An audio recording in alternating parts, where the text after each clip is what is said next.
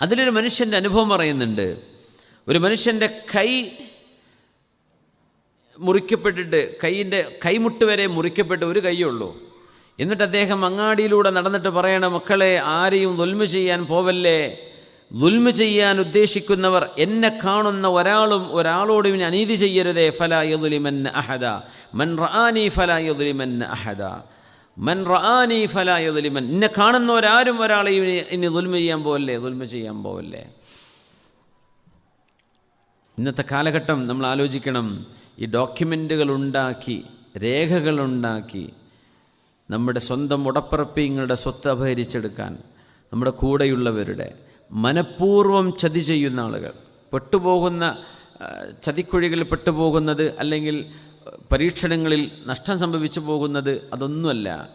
നമ്മുടേതല്ല എന്ന് ഉറപ്പുള്ളത് ഒരു വക്കീലിനെ വെച്ചിട്ട്, നന്നായിട്ട് വാക് സാമർഥ്യമുള്ള ആരെങ്കിലും ഉപയോഗിച്ചിട്ട് എന്ത് ചെയ്യുക, രേഖകൾ കെട്ടിച്ചമച്ചുണ്ടാക്കി സ്വന്തമാക്കുക. വല്ലാത്തൊരു കാലമാണിത്. എത്രയോ ആളുകൾ വീട് പണി നടന്ന സമയത്ത് പല അനുഭവങ്ങളും നമുക്കറിയുന്ന ഒരുപാട് കേസുകളുണ്ട്. അങ്ങനെ ആരെങ്കിലും ഏൽപ്പിച്ചു, അവസാനം നാട്ടിൽ ചെന്ന് കുടിക്കൽ ചെന്ന് നോക്കുമ്പോഴാണ് വീട് അയാളുടെ പേരില്ല, ഈ സാധു പൈസ കൊടുത്തതെന്നല്ലാണ്ട് ഇയാളുടെ പേരിൽ ഒരു രേഖയുമില്ല.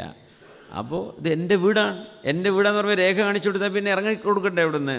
കണ്ണീരോടുകൂടെ അങ്ങനെ ഇറങ്ങിക്കൊടുക്കുന്ന ആളുകളുണ്ട്. പക്ഷേ അവരാർക്കും അത്തരം പിടിച്ചു പറിച്ചെടുത്ത് അധിക നാൾ ഉറങ്ങാൻ അള്ളാഹു അനുവദിച്ചിട്ടില്ല, അള്ളാഹു അനുവദിക്കില്ല. ഈ ലോകത്തിൻ്റെ ഏറ്റവും വലിയ സമാധാനം, ഈ ലോകത്തിൻ്റെ ഏറ്റവും വലിയ സൗന്ദര്യം അതാണ്. മനുഷ്യർ മുഴുവൻ മനുഷ്യരോട് അനീതി ചെയ്താലും ഇത് കാണുന്ന റബ്ബുണ്ടല്ലോ എന്ന ഒരൊറ്റ സമാധാനം. അള്ളാഹു ഒരിക്കലും ഒരു അനീതിയെ അള്ളാഹു കൂട്ടുനിൽക്കില്ല, അനീതി അള്ളാഹു ഉറപ്പിക്കില്ല.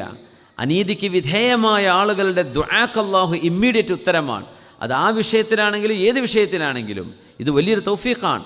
അതുകൊണ്ട് അള്ളാഹുവിൻ്റെ ഖാദിസ്സമ, ആകാശലോകത്തെ ജഡ്ജാണ് അല്ലാഹു തആല എന്ന് പറയുന്ന പോലെ, ഇദാ ജാറൽ അമീറു വഹാജിബാഹു വഖാദിൽ അർളി അസ്റഫ ഫിൽ ഖളാഇ ഫവൈലുൻ സുമ്മ വൈലുൻ സുമ്മ വൈലുൻ ലിഖാദിൽ അർളി മിൻ ഖാദിസ് സമാഇ.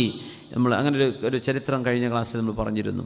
അള്ളാഹുവിൻ്റെ ഖളാ, റബ്ബ് തആല എന്ന ജഡ്ജ് ഉണ്ടല്ലോ, അത് മതി, വേറൊന്നും വേണ്ട. അപ്പോൾ ഈ മനുഷ്യൻ, മൻ റആനി ഫലാ യദ്ലിമന്ന അഹദ, എന്നെ കാണുന്നവരാരും ഇനി ആരോടും ദുൽമ ചെയ്യരുതേ എന്നിങ്ങനെ പറഞ്ഞ് നടക്കുമ്പോൾ ഒരാൾ ചോദിച്ചു, നിങ്ങളുടെ കഥ എന്താ നിങ്ങൾക്ക് പറ്റിയത്?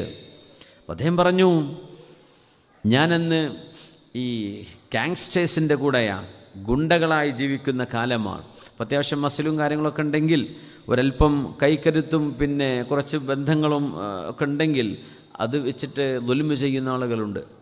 ഞാൻ അങ്ങനത്തെ ഒരു കാലഘട്ടത്തിലാണ്. ഒരു പാവം മനുഷ്യൻ പുഴയിൽ നിന്ന് മീൻ പിടിച്ചു പോകുമ്പോഴേ ഒരു വലിയ മീൻ കിട്ടിയപ്പോൾ ആ മത്സ്യം ഞാൻ അയാളിൽ തട്ടിപ്പറിച്ചെടുത്തു. പല പറഞ്ഞു, ഇതെൻ്റെ മക്കൾക്കുള്ള ഭക്ഷണമാണിത്, എടുക്കല്ലേ, ഞാൻ ഇത്രയും നേരം ചൂണ്ടിട്ടിട്ട് കിട്ടിയതാണിത് എന്ന് പറഞ്ഞു. ഞാനത് കേട്ടില്ല. ഞാൻ ആ പെടപെടക്കുന്ന മീനും പിടിച്ച് വലിച്ച് ഞാൻ കൊണ്ടുപോയി വീട്ടിലേക്ക്. ആ പോകുന്ന പോക്കിൽ ആ മീൻ എൻ്റെ വിരലിനൊരു കടി കടിച്ചതാണ്. എനിക്കന്ന് ഉറങ്ങാൻ പറ്റിയില്ല, അതിൻ്റെ വേദന കൊണ്ട് ഉറങ്ങാൻ പറ്റിയില്ല എന്ന് മാത്രമല്ല, നാളുകൾ പിന്നെ കഴിഞ്ഞു പോകുന്നതിൻ്റെ മുറിവ് ഉണങ്ങുന്നില്ല.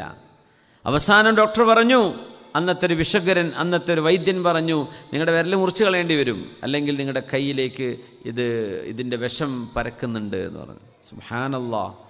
വിരൽ മുറിച്ചു, കൈ മുറിച്ചു, അവിടെയും അവസാനിച്ചില്ല, കൈമുട്ട് വരെ മുറിക്കേണ്ട അവസ്ഥ വന്നു. അപ്പോൾ ആളുകൾ ചോദിച്ചപ്പോൾ, ഈ കഥയൊക്കെ പറഞ്ഞപ്പോൾ, നിനക്ക് ആ വേദന വന്ന ഉടനെ നീ ആരുടെ മത്സ്യമാണോ ഈ മോഷ്ടിച്ചത് അയാളെ പോയി കണ്ടുകൂടായിരുന്നോ, പൊരുത്തപ്പെടിച്ചൂടായിരുന്നോ എന്നാണ്. എനിക്കതിന് തോന്നിയില്ല എന്ന് പറഞ്ഞു. പക്ഷേ എൻ്റെ കൈയുടെ 2 ഭാഗം മുറിച്ചു കളഞ്ഞു. പിന്നെ എനിക്ക് പേടിയായി, എൻ്റെ ബാക്കി കൂടെ ശരീരം വിഷം കലർന്ന് ശരീരം ഡേഞ്ചറാകുമോ എന്ന് പേടിച്ചപ്പോൾ ഞാൻ അയാളെ തേടി പുറപ്പെട്ടു.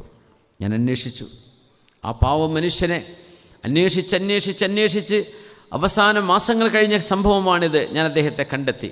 ഞാൻ അദ്ദേഹത്തോട് ചോദിച്ചു, യാ സയ്യിദി സഅൽതുക ബില്ലാഹ് ഇല്ലാ മാ അഫൗത അന്നി. അയാളുടെ കാലിൽ വീണുകൊണ്ട് പറയാം, എനിക്ക് മാപ്പ് തരണേ. അപ്പം ഞാൻ പറഞ്ഞു, നിങ്ങൾ ആരാ, എനിക്ക് നിങ്ങളെ മനസ്സിലായില്ലല്ലോ എന്ന് പറഞ്ഞു. നിങ്ങളുടെ കയ്യിൽ നിന്ന് മത്സ്യം തട്ടിപ്പറിച്ചു പോയ ഒരു മനുഷ്യനെ ഓർമ്മയുണ്ടോ? ആ കഥ ഓർമ്മല്ലേ? ആ ഉണ്ട്, നിങ്ങളാണോ അത്?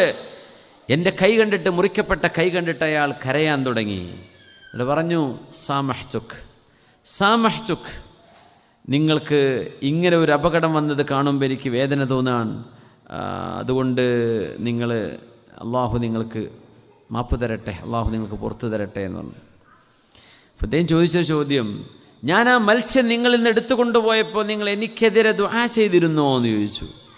പറഞ്ഞു, ഞാൻ അള്ളാഹുവിനോട് പറഞ്ഞു, അല്ലാഹുമ്മ ഹാദാ തഖവ്വാ അലയ്യ ബിഖുവ്വതിഹി അലൈ, പടച്ചവനെ കൈക്കരുത്തുണ്ട് എന്ന ധൈര്യത്തിൽ ദഈഫായ പാവമായ എൻ്റെ മേൽ അവൻ്റെ കരുത്ത് കാണിച്ചിരിക്കുകയാണ്.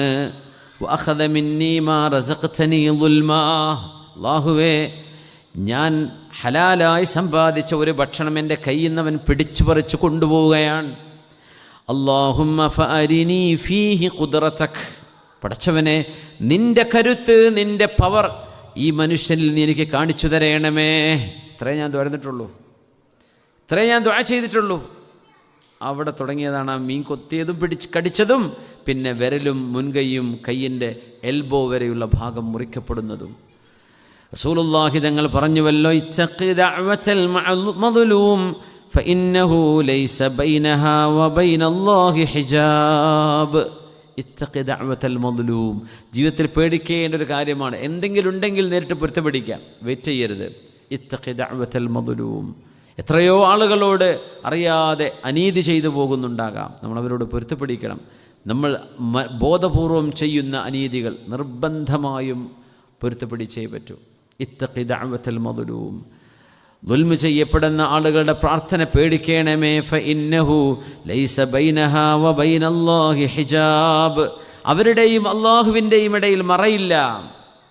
അതുകൊണ്ട് പേടിച്ചേക്കണമേ, ഭയപ്പെടണം. അള്ളാഹു അതിൻ്റെ പേരിൽ നമ്മൾ പിടിക്കുമോ എന്ന് ഭയപ്പെടണമെന്നാണ്. അള്ളാഹു മുൻതഖിമാണ്, പടച്ചവൻ വിടൂല.